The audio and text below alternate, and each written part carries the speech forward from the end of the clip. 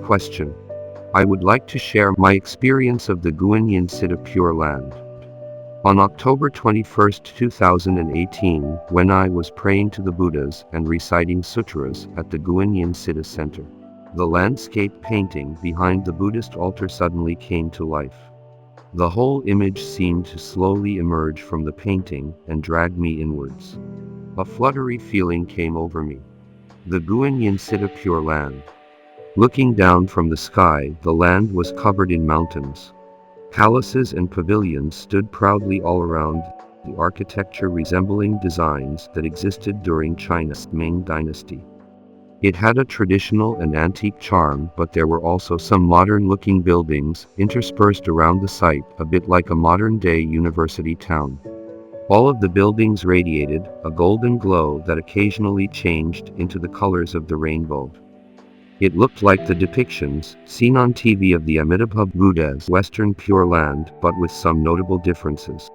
There was a huge open square where the floor and railings were all made from solid white jade. At the center stood a tall, circular tower with bell ornaments hanging from the rooftop's side. A pleasant sound of bells accompanied the blowing of the wind, and an even closer listen reveals murmured recitations of the Buddha's holy name. Soon after, the voice begins to alternatively morph into that of the Master Jun Hong Lu, while Bodhisattvas quietly recite sutras, and Masterlu's words of wisdom in the background. Every breath felt incredibly pure, and the entire realm seemed to be a serene, peaceful void, where it's impossible to be disturbed by any kind of affliction.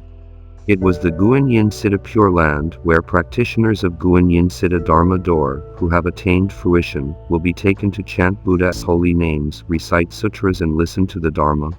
When looking down from the sky, the Pure Land was truly enormous. Bodhisattvas approached a pool not far from the empty space, and inside were dozens of divine lotuses, blooming luxuriantly, some already as big as the wheels of a cart. They all belonged to bodhisattvas who diligently cultivate and perform meritorious deeds in the human realm. Although they have not yet attained nirvana, their divine lotus is already in heaven. Some have bloomed luxuriantly, while others are still budding, all in different colors. On closer inspection, the floral scents from the divine lotuses were incredibly fragrant, something I could not find any words to describe.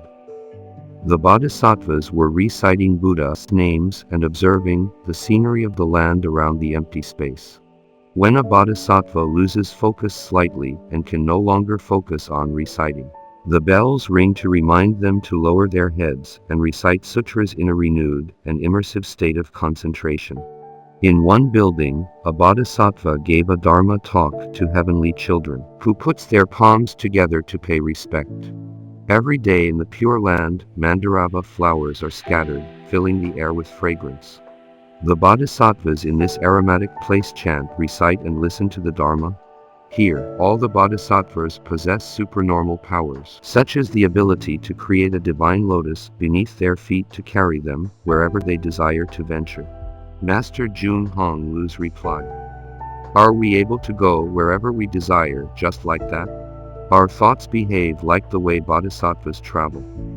When we think of a place or image, our mind goes there.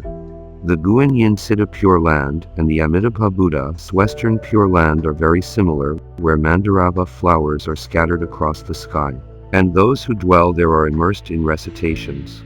When a person ascends to heaven, they suffer no afflictions.